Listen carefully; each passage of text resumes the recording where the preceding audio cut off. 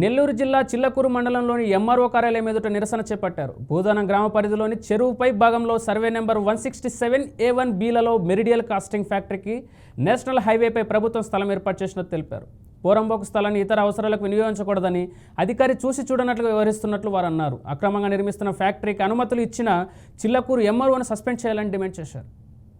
భూదానం పంచాయతీ పరిధిలో meridian casting అనేవారు ఒక గ్యారేజ్ని స్థాపిస్తూ ఉన్నారు 3 ఎకరాల 14 సెంట్లలో. దానికి నేషనల్ హైవే నుంచి 2 ఎకరాలు రోడ్డును ఆక్రమించడం జరిగింది. 2 ఎకరాలు రోడ్డుని ఉచితంగా ఏ విధంగా ఇస్తారని నేను అడుగుతున్నాను.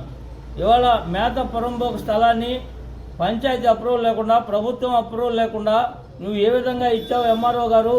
నువ్వు సంతకం పెట్టి స్కెచ్ ప్లాన్ వేసి నువ్వు సర్వేర్ ఇద్దరు సంతకం పెట్టారు, మిమ్మల్ని ఎందుకు సస్పెండ్ చేయకూడదని నేను అడుగుతున్నాను.